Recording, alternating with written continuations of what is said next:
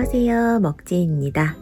지금 구도가 조금 애매하죠? 제가 생리통이 조금 심해가지고 방을 한 며칠 못 치웠더니 집이 너무 지저분하길래 애매한 구도로 하게 되었습니다. 먼저 양해 말씀드리고요. 오늘 영상은 오픈카톡 통해서 문의 주시는 분들 중에 기존에 올렸던 영상들을 아무래도 좀 시간이 지났다 보니까 내용을 다 보지 못하시고 가장 최근에 올린 영상을 보시고 질문하시는 분들이 꽤 많더라고요. 그래서 Q&A를 다시 한번 해볼까 합니다. 지금 4개월 차에서 말할 수 있는 변화 등을 포함을 해서 간단하게 이야기를 한번 해볼까 해요. 봐주세요.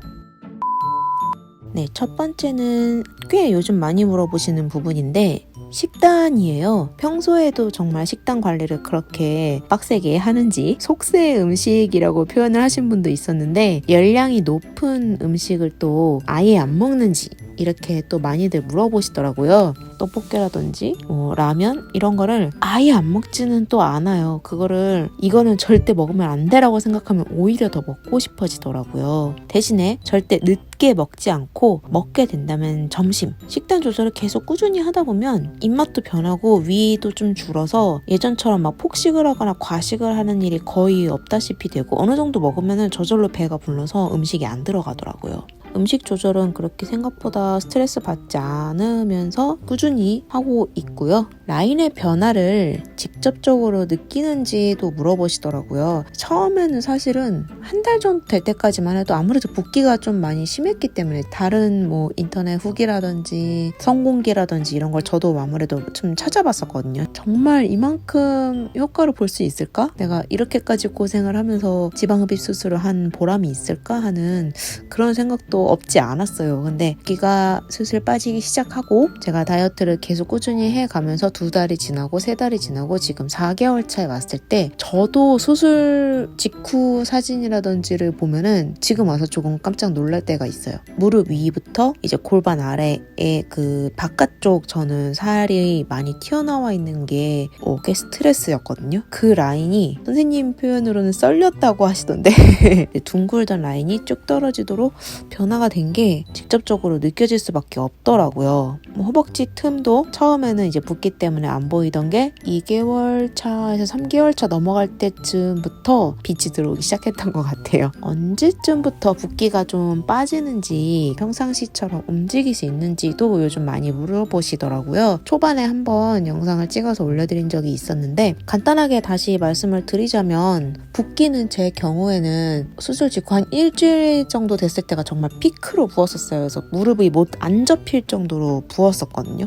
정말 실밥 뽑고 난 당일날 저녁에 집에 오고 나서부터 다리가 가벼워진 게 느껴졌고 그 뒤로 일주일 동안 붓기가 쑥쑥쑥쑥 빠졌어요. 한 달 정도 됐을 때는 붓기라는 게 이제 정말 많이 사라졌었고 사실 걷거나 일상생활 하는 거는 수술하고 나서 일주일에서 2주 정도 됐을 때는 그렇게까지 크게 문제 없었던 것 같아요. 2주에서 3주 정도 되는 그 시기쯤에 아마 실밥을 뽑았지 싶어요. 한 달 조금 안 됐을 때 뽑았던 것 같은데 그때쯤부터 정말 일상생활이 조금 많이 편했고요. 수술하고 그날 저녁에도 사실은 움직일 수는 있었어요. 제가 그날 저녁에 집에 혼자 이제 와가지고 자다가 일어나서 만둣국을 끓여서 먹고 그걸 치우고 음식물 쓰레기 갖다 버리고 설거지까지 다 하고 잘 정도였으니까요. 네, 그리고 저는 회사원이기 때문에 수술하고 한 4일째 정도 되는 때 아마 출근을 했던 걸로 기억을 해요. 회사에서는 허리가 아파서 조금 천천히 걷는다라는 정도로 주변에 얘기를 해놓고 지방흡입 수술을 한 거를 딱히 언급을 안 했었거든요. 그때 주변의 반응은 딱히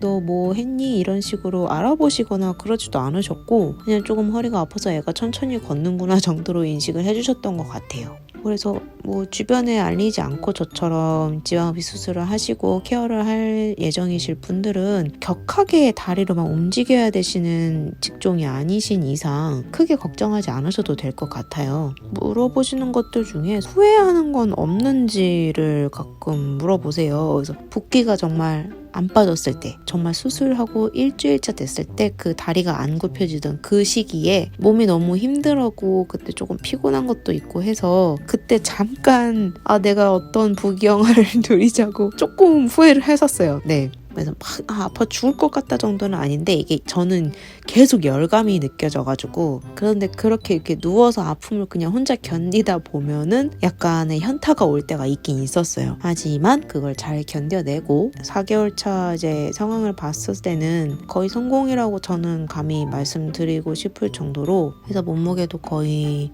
14kg 가량 감량을 했고 라인도 많이 정돈이 됐고 바지를 입었을 때도 여유가 생겼다. 지금은 절대 후회하지 않아요. 또 여쭤보시는 질문 중에 하나가 얼마나 이제 빼셨어요? 그게 많은 건가요? 이런 식으로 수치를 물어보실 때가 있어요. 그래서 병원에서도 그렇고 주변에서도 이 지방흡입 수술 자체에 관심이 좀 있으신 분들은 뭐 정말 대용량이었다 이렇게 언급을 하시더라고요. 저도 이 수술 자체가 처음이었기 때문에 저 같은 경우는 이제 허벅지만 가지고 한 3000cc 가량을 뺐거든요. 근데 가끔 이제 오픈 카톡에서 본인은 수술을 하셨는데 뭐 허벅지 힙이랑 어디를 다 하셨다 뭐 4천 얼마를 빼셨다더라 이런 식으로 말씀을 하시는데 그런 여러 부위를 하셨는데도 4천 정도 나오셨다면 허벅지 하나에 3천을 했다라는 저는 굉장히 많이 뺀 거구나라고 그제서야 저는 조금 실감을 할 수가 있었어요. 저는 얼마나 빼야 될까요? 이런 식으로 물어봐 주시는 분들도 계시는데 사실 저는 전문 상담사라든지 의료 쪽에 종사하고 있는 사람이 아니고 정말 일반인이기 때문에